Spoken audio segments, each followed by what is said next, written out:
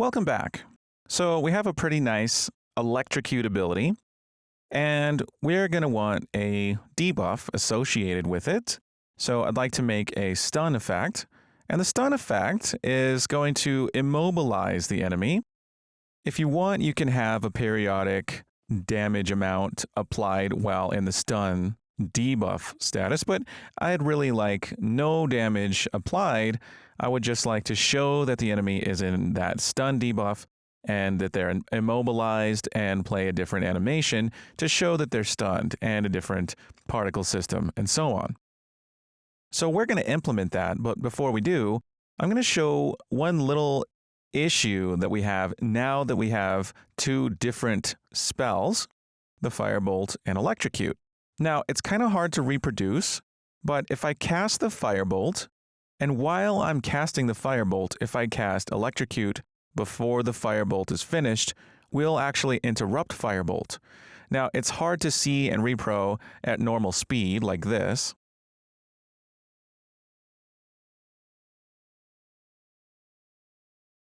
There, I interrupted it even before the fireball was spawned. Now, this is actually a pretty easy fix. I'm going to show you first, though, the problem a little bit slowed down. So I'm going to set the cast Firebolt montage to a rate scale of 0.1, and then I'll go ahead and cast a Firebolt, and while casting, cast the Electrocute spell, and you'll see that we interrupt it. So that's not good, but it's a pretty easy thing to fix. We could go into our Blueprints ability system, Aura abilities, and Firebolt, GA Firebolt spell. And remember, we have all these gameplay tag containers, and these allow us to block other abilities, for example. So we have a block abilities with tag, and if we set this to, say, just abilities, then we would literally block all abilities that have the abilities tags on them. So in that case, if I cast, I can spam the right mouse button all day long and even hold it down, and nothing happens until that Firebolt spell is done and we lose that ability tag. Now, blocking all abilities with the abilities tag is a little too broad. So if you wanted to make sure it's only those offensive spells like fire and lightning spells, you could add the fire, you could add the lightning tag, and you can block those spells and not block other abilities. So in this case, we could cast, I can spam the right mouse button, nothing happens until I lose that ability's fire tag, and then I can finally cast. So that's a way to do it, and if you wanted to, you could create a specific tag for blocking abilities, like a player.block.offensive spells or something like that, and then all your offensive spells could have that tag, and then they could all block that tag if you wanted to do that. But that's just something to keep in mind. We can always block other abilities that grant specific tags, and this is because we have those tags in our ability tags container. Okay, so I'm going to set the rate scale back to 1 for Firebolt, and with that, with a quick save, we can start thinking about the stun debuff. Now, we already have a stun debuff tag and the ability to apply a debuff, as our attribute set is dynamically creating and applying a gameplay effect. If we go into Aura attribute set, we have a debuff function we're calling, and based on the debuff chance, it's applying a gameplay effect with these debuff parameters, and it's a duration-based effect. So we can apply this using the stun gameplay tag, and if we do that, then our enemies will be stunned. So the first step to applying that type of debuff is to go into our lightning GA Electrocute ability and make sure that we actually apply that gameplay effect, which means we need to apply damage with a set by color magnitude for the stun chance. And this is actually pretty easy to do now that we've set up a really robust framework, because our damage gameplay abilities already have a debuff chance. I could set that debuff chance to 100. And we can, for now, just leave a debuff damage and a debuff frequency and duration. And if we leave these there and we actually assign those set by color magnitudes, we should see our enemies get debuffed with the debuff damage type that corresponds to damage.lightning. The question is, when do we do it? Now, I didn't want to apply a debuff while we're holding the right mouse button or whatever input button down, as we're just applying damage here with one set by color magnitude, and that is the damage.lightning. So that's the behavior I want while we're holding our input down. But as soon as we release it, I'd like to apply one last damage amount. Now, that last damage amount could be the damage amount that we have on our ability. It could also be 0, and we could just set our set by color magnitudes for the debuff. That's an option too, but we need to figure out when we're going to apply that effect, and that's going to be when we end our ability. We can go into clear timer and end ability, and in this function, we're removing the gameplay effects. If we go into prepare to end ability, we go in and we remove the gameplay cue on the actor for our primary target, and we remove the gameplay cue on actor for the additional targets as well. What we can do here is we can also apply one final damage gameplay effect. And if we do that, we need damage effect params. So what we can do is we can call make damage effect params from class defaults. And the target actor here is actually the target we're trying to apply damage to, right? And if first target implements interface is false, well, we're applying this gameplay cue to the avatar, and we don't want to damage the self. So in this case, we don't actually need to apply damage to the avatar actor, do we? Now, if the first target does implement the interface, we can then apply damage to that mouse hit actor and then to the additional targets. So I'd like to do that. I'd like to make the damage effect params from class defaults, and then we can use apply damage effect, which is on our Aura ability system library, which takes those damage effect parameters. And the target actor here can be the mouse hit actor. This is really just used to calculate things like death impulse.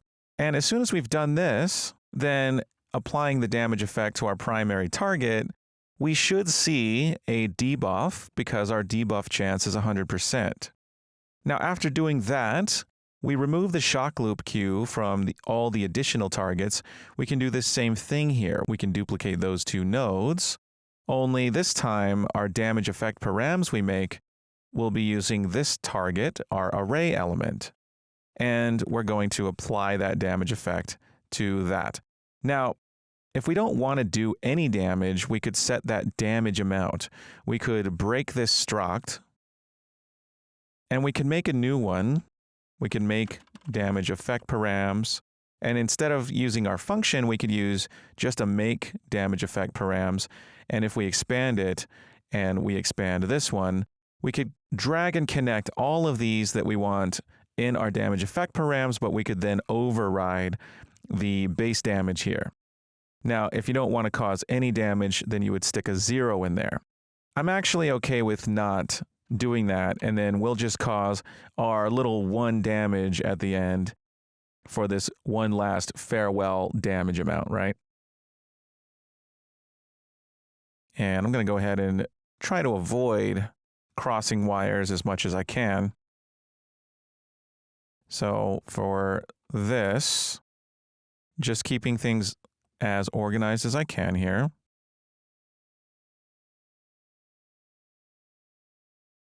We'll do this. And if you do have to cross wires in any circumstance, you could keep those wires as short as possible, but usually there's a way to avoid crossing wires. So we could do this. So if you try hard enough, you should usually be able to avoid crossing those wires. Okay. So we're calling apply damage effect now on the primary and additional targets, and because we're using our damage effect params created with make damage effect params from class defaults, those damage effect params will now have a debuff chance, and we're setting it to 100 for now. So as soon as we release on our electrocute ability, we should see, whoop, if we don't kill the enemy, we now also have a knockback chance as well. But yes, now you can see every 1 second, they're getting 5 damage because they actually have the debuff associated with electricity, which is stun. Now, I didn't want a knockback for this ability, and I see that my knockback chance is 0. So I'd like to see where we're using that knockback chance. I'm going to go into my aura attribute set and search for knockback. And we see that we're getting our knockback force, and if it's nearly 0, then we're not applying that knockback. It looks like we're not actually taking that knockback chance into account. So we could take that chance into account. Another thing we could do is just have it set to a 0 force here. We're not actually checking the knockback chance, and in fact, that knockback chance isn't even in the effect context, so we'd have to check it before we even create those damage effect params. But in the case of the electrocute ability, we could just set our knockback force magnitude to 0, and then we won't be seeing a knockback force. So they'll just be sitting there. So now we're applying a stun debuff as soon as our electrocute ability is finished, as soon as we release it. And that's great. And of course, this will be applied to the additional targets as well. But as I mentioned, I don't want my stun debuff to cause any damage. So for my debuff damage, I'm going to set that to 0. And that way, if we're applying that debuff, well, we don't see any numbers because we're not causing any damage. But I want to do something else. I want to respond to that debuff tag for lightning, which is stun, and immobilize the enemy so they can't move. I also want to make them show with their animation that they're stunned. So this will involve a couple of steps. For one, we need to go into our character folder and into our ABP enemy, the parent class for all of our enemy animation blueprints, and we need them to know if they're stunned. So how do they know if they're stunned? Well, we could have a stun variable here. And if we're going to set a stun variable here, then we need a stun variable on the aura enemy class. And we need to set that. So a couple things to do here. One is to have a stun variable on at least the enemy class. We could have one on aura too. So we could put it on the base character class. And we also need to respond to a gameplay tag, and specifically the stun tag, and set that Boolean based on that. So let's go ahead and go into our C++ project. And we'll go ahead and start by adding a stun variable on the base character class. So in the public folder, we'll go to character or a character base, and we'll add a new Boolean variable. Now this can be public, and we can call this a Boolean with the name B is stunned. It'll be false by default. Now, if we set this on the server, we're going to want this to be set on clients as well. So this should be a replicated variable. We'll make it uProperty, replicated, and we should also be able to at least read it in Blueprint. So we'll make this Blueprint read only, and now we have a stunned variable. Now, in addition to this, we need to respond to receiving the stunned tag. And I'd like to make a callback function for this. I'll make it a void function called stun tag changed. It'll receive a const f gameplay tag called callback tag and an int32 called new count. And we've seen how to respond to these gameplay tags before. The callback has to be of this signature. Strangely, the gameplay tag can't be a const reference, just a const gameplay tag. We'll go ahead and make this definition here. And we need to make sure to assign this to a delegate when we've initialized our ability actor info. Now here we have init ability actor info and it's empty. And we could put it here so that all of our characters will respond to this tag. But I'd rather do it in the child classes because I don't want the success of this to be contingent on the order that we call super.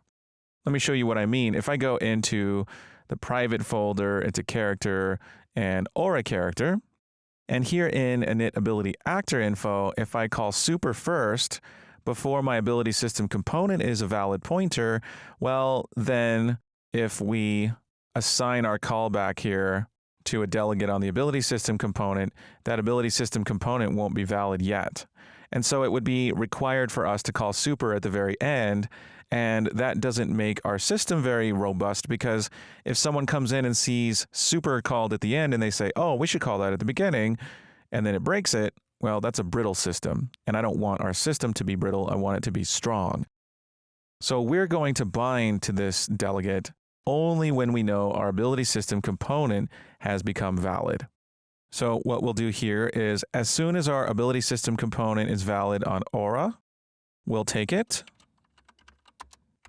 and we'll call register gameplay tag event. Now we have to specify the tag. That's going to be f aura gameplay tags get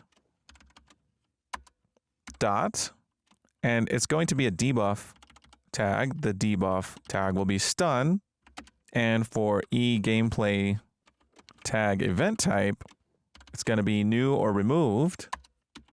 And now we have this delegate, we can go ahead and add a callback to it with add u object using this and the name of the callback. And the callback is going to be the address of a aura character stun tag changed. So now we know our aura character will register this, but we want the enemy character to register as well. So we'll go to the enemy, and as soon as the enemy has a valid ability system component, we'll go ahead and do the same exact thing. Now, instead of aura character here, it's going to be aura enemy. And yes, you could just use the base class here. But if we were to override that function, maybe make it virtual and do something different for aura character versus aura enemy, well, then we could specify here which one. But either way, now we're registering a gameplay tag event, and we're registering stun tag changed, which we have here in aura character base. Stun tag changed, and what can we do in stun tag changed? We can do whatever we like, but what I'd like to do is, first of all, I'd like to immobilize the character. Now, we're immobilizing the character in the hit react, aren't we? I think we're just doing it in aura enemy. Let's find out. If we look at hit react, we have hit react tag changed, where we check the callback tag, check its count, and we know we're hit reacting if that count is greater than 0, and we set character movement, max walk speed. And we have a base walk speed here that we added to the aura enemy.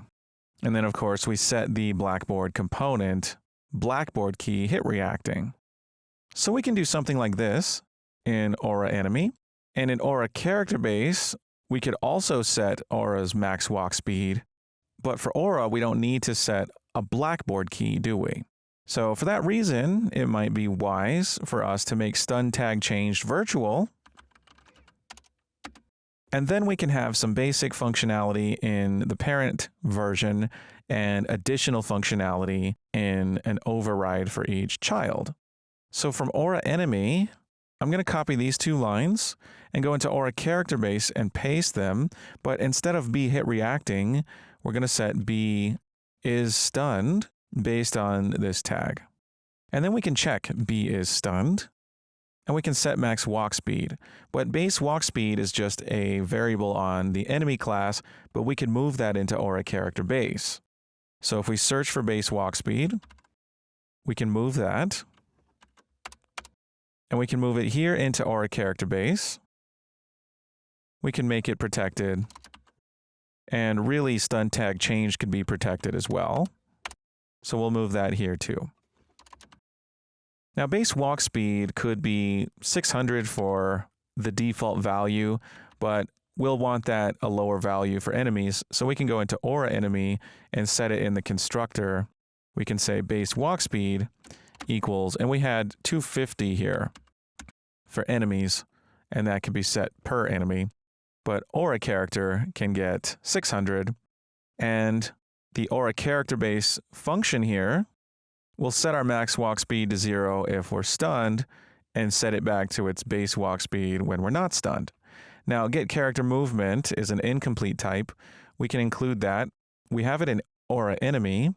It's right here. Now we can cut that, and we can move it into aura character base instead. So we'll put that here. So now we're immobilizing the enemy, and we're setting B is stunned, which is a replicated variable. We can use that in our animation blueprint, so let's go and do that. Okay, so aura enemy is still using character movement component, so we'll need to put that back. So we're keeping it here in aura character base, but we'll also keep it in the enemy class as well.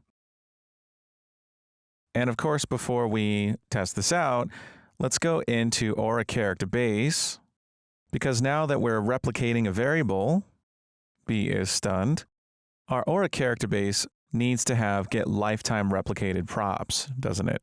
So we're going to put that just below the constructor. We'll have get lifetime replicated props. This takes a T array of F lifetime property by reference, and it's out lifetime props. All of this has to be exactly typed like this, by the way. You cannot change out lifetime props. You cannot have an uppercase T there. This all has to be exact. We'll go ahead and generate the definition, and in this function, we need to use do rep lifetime, specifying a aura character base, and the variable B is stunned. And if we want to use do rep lifetime, we have to include net/unrealnetwork.h. So with that, let's go back into the editor. I'll go ahead and open what we had open, and here in ABP enemy, we're going to want to access that stunned variable from the aura enemy class.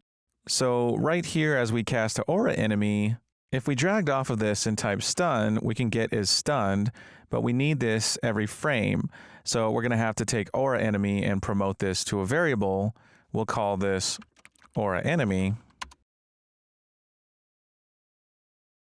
and hook that up. And now that we have this, we can get this here. We'll use a sequence node now, and we'll get aura enemy down here. I'm going to make it a validated get. And we're going to type in stun, get is stunned, and promote this to a variable called stunned. And we'll set this every frame. And we need to change our pose based on if we're stunned. So in our anim graph, I'm going to open that and go into main states. We have idle walk run. Now I'm going to have a stun state. So I'm going to add a state and call this stun or stunned. And we'll transition into this state if our stunned variable is true, and we'll transition back if the stunned variable is false. Pretty simple. So we'll have a not bool and hook that in. And for stunned, we need a sequence player, and we'll hook that in there. We'll compile and save. And now it's just up to our child animation blueprints based on this to set that sequence player. So we can start with our goblin. We'll go to goblin. Here's our goblin slingshot. And we can go to asset override, expand these, and here's our stunned. We can set the sequence here. And I'm going to search for stun. And we have a slingshot stun loop. We're in the goblin slingshot, so we'll set that there.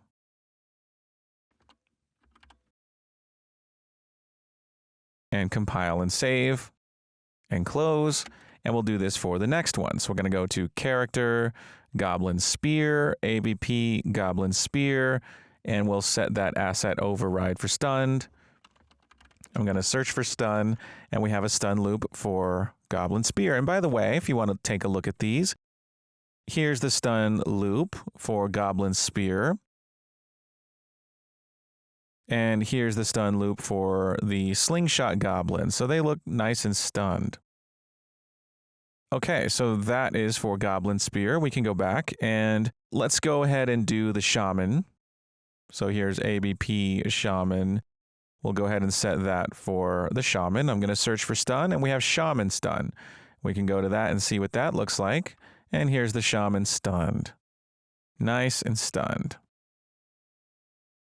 After that, we can go to, let's do the Ghoul next, ABP Ghoul, and we'll set the asset override here for stunned, searching for stun, and here's a stun animation. And here's what it looks like. Nice and stunned, kind of sleeping almost. Okay, that's the Ghoul, and the last one we can do is our Demon.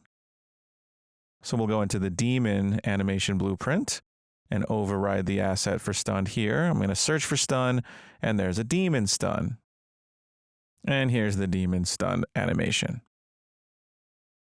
Okay, so now that we have those in our animation blueprints, all we need to do really is test it out. But let's do this for Aura while we're at it.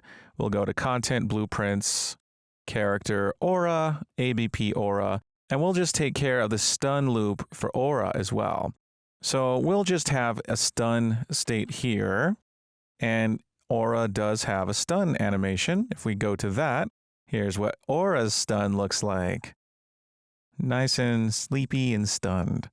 Now, for stun, I'm just going to make a Boolean here on our animation blueprint. We're going to get our character. We're going to add a pin here. We're going to get this ABP character and type stun.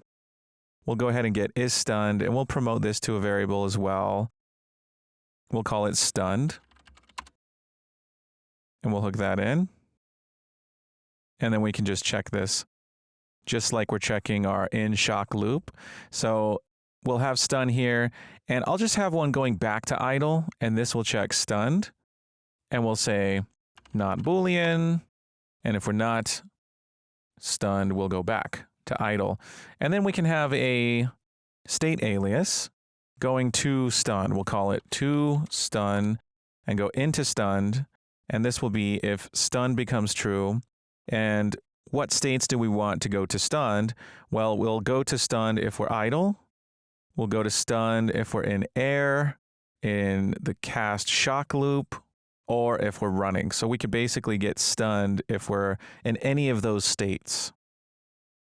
So that'll handle that. Okay, so we can stun one of our enemies. Okay, so it is going into that stun, but it played the hit react and it finished the hit react animation first before going into the stun. So that was a bit of a wait that we had to do. And then going into the stun animation was a bit abrupt. So I'd like to go back to the ABP enemy anim graph to main states and into our stunned. And the duration for this transition could be a little bit longer. So it sort of blends a little bit better.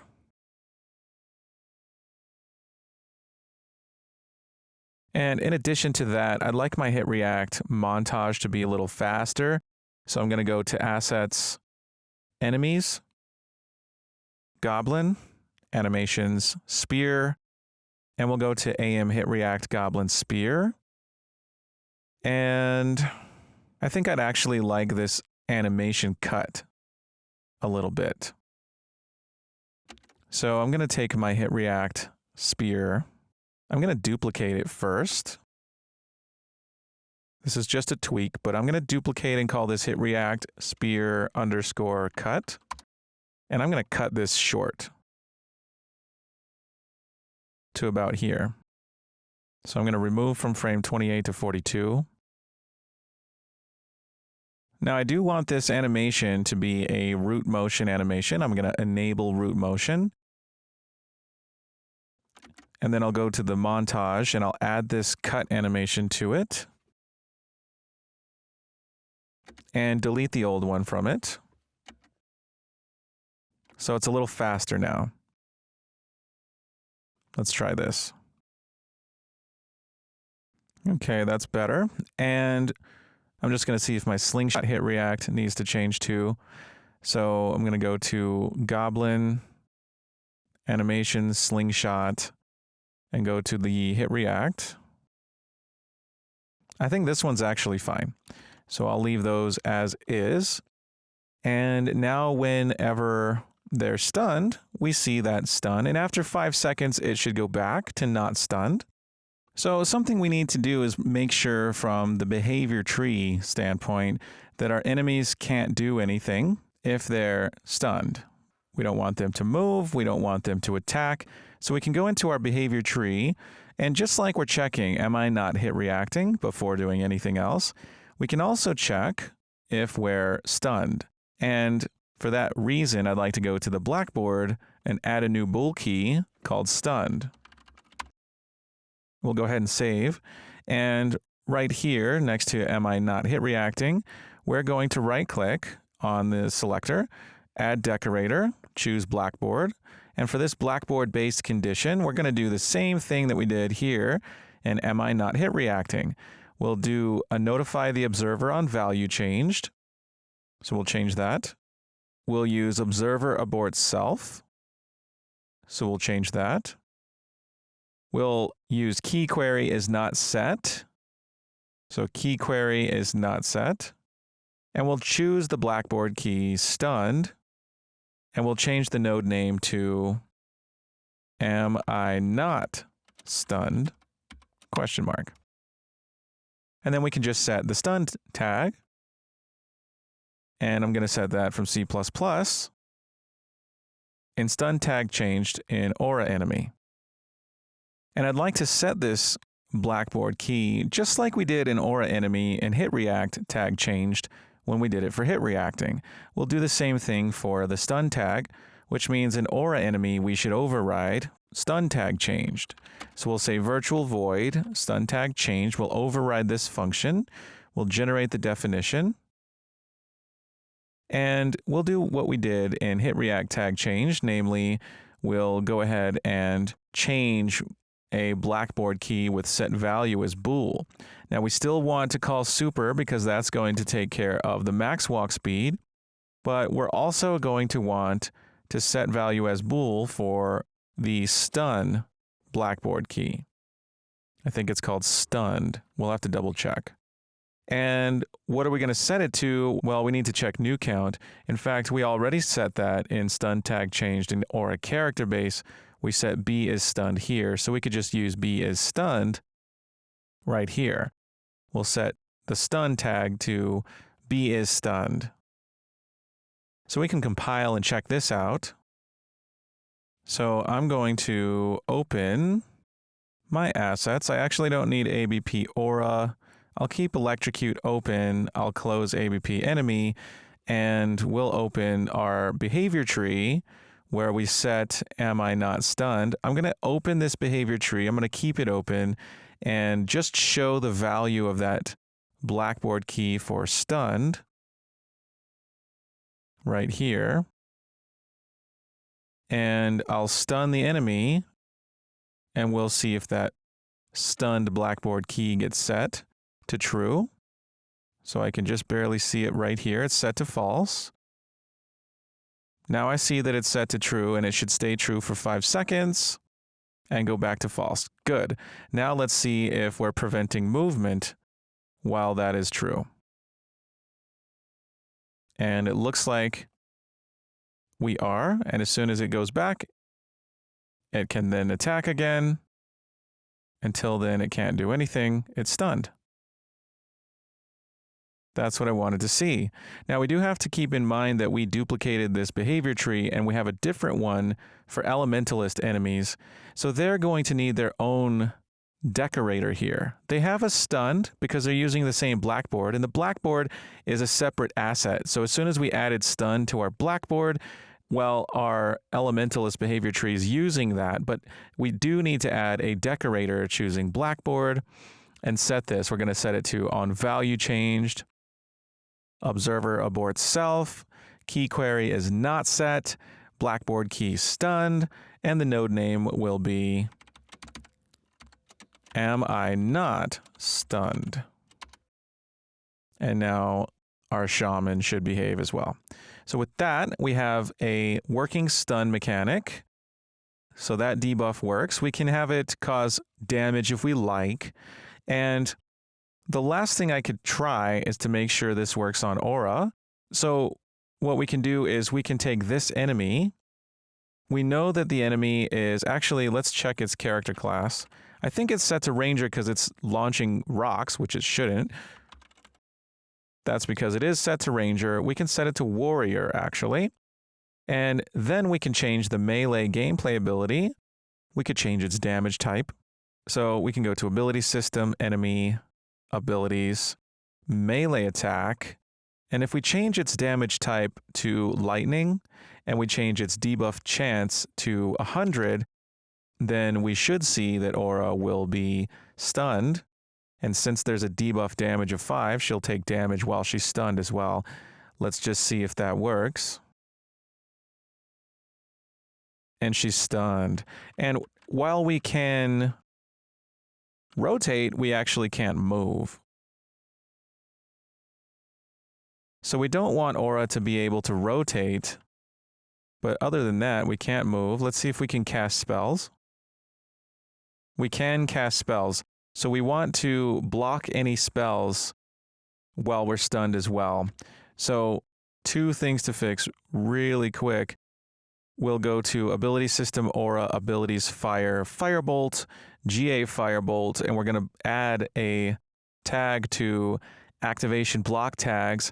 We're going to add the stun debuff tag. So debuff stun. And we shouldn't be able to launch a firebolt while stunned. We'll do the same thing for abilities, lightning, electrocute. So activation block tags, we're going to add debuff.stun here. And now if we're stunned, we shouldn't be able to cast those spells. Okay. And we're not able to cast those spells. And we are when we're done. And I noticed that the stun animation was not looping.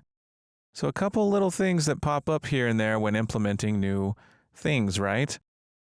Let's go to Aura's animation blueprint and go to the stun state, take that stun sequence player and set it to loop animation.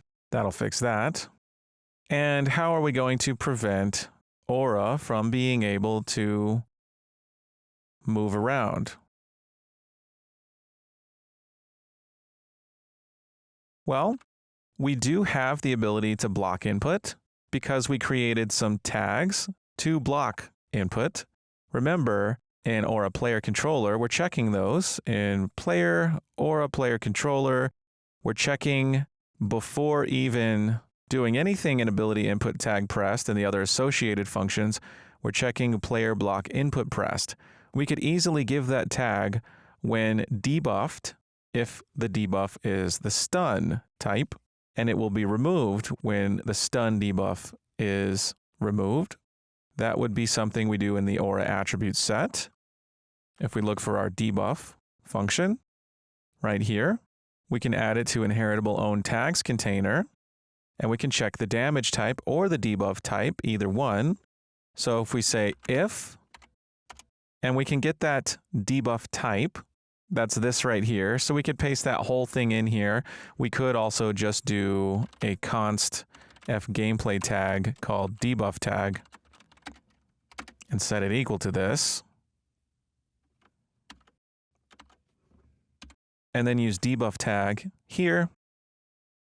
And then we can check the tag here if debuff tag dot matches tag exact.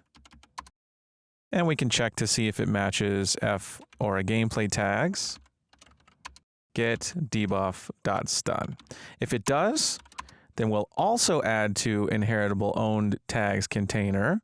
What tag? We're going to add Fora gameplay tags get player block, and we can block any number of these: input pressed, input released, input held. We could add all three. We could even block the cursor trace while we're stunned. Why don't we add all four of these block tags? And since we're going to use this Fora gameplay tags get multiple times, I'm going to go ahead and also make a const Fora gameplay tags reference called gameplay tags. Looks like I already did up here, so that's actually unnecessary. And I'll just use gameplay tags instead of get. Right there and right here. And while we're adding our block cursor trace, we'll add the other three. We'll add block input held. We'll add block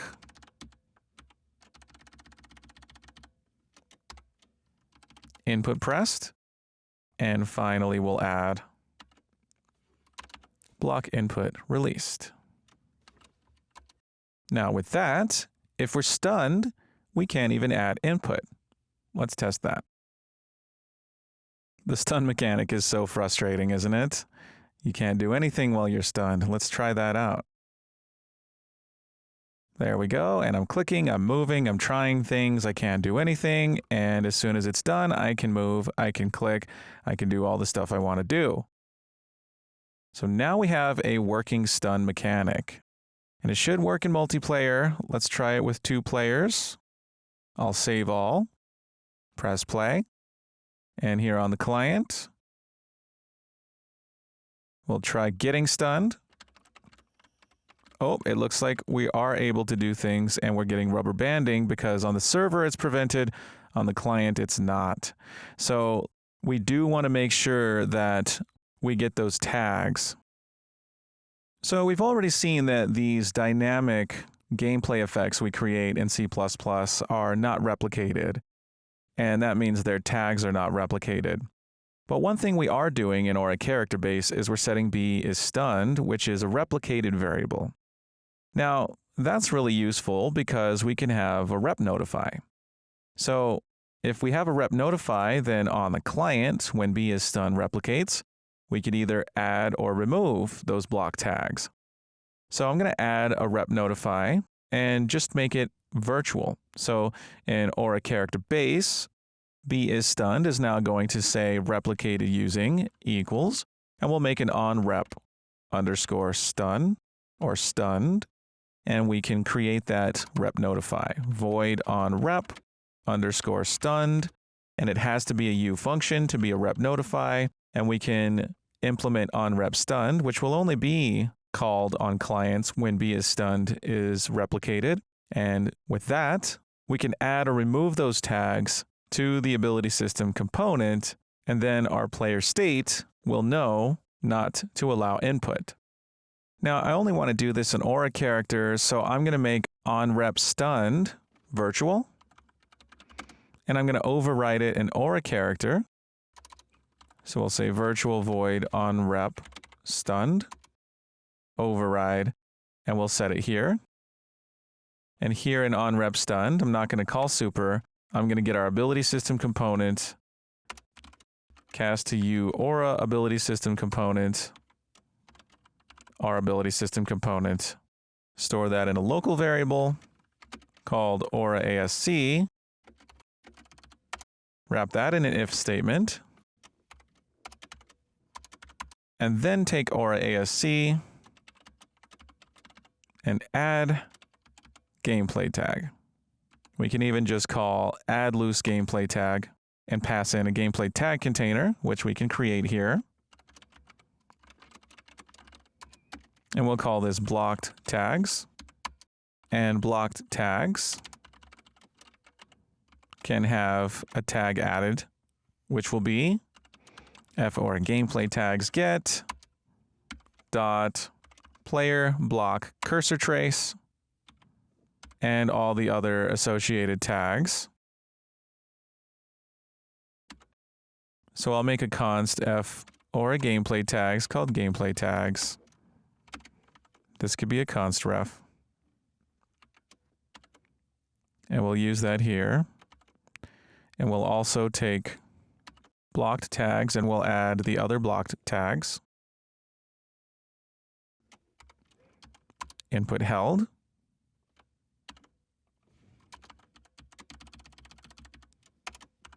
Input pressed. And input released. Now, we only want to add these if bstunned is true. So if bstunned, then we're going to add these gameplay tags. So we're going to say add blocked tags like so. But in the else case, we're going to remove these gameplay tags.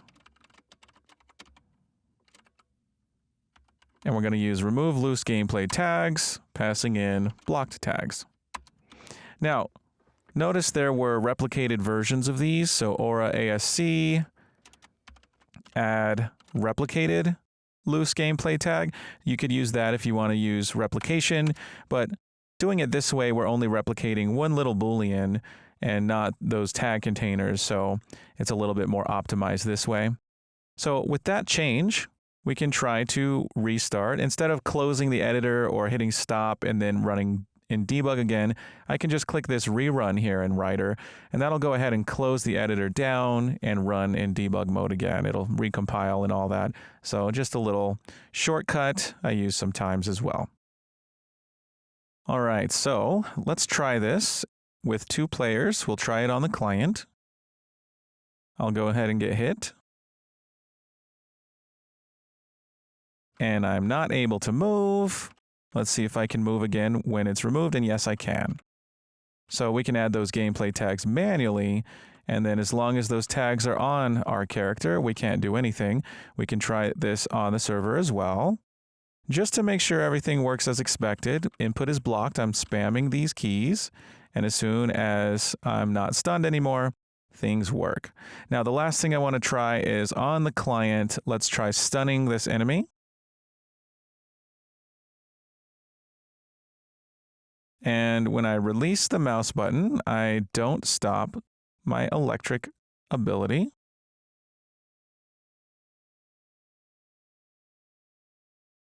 And it's only if I release really fast.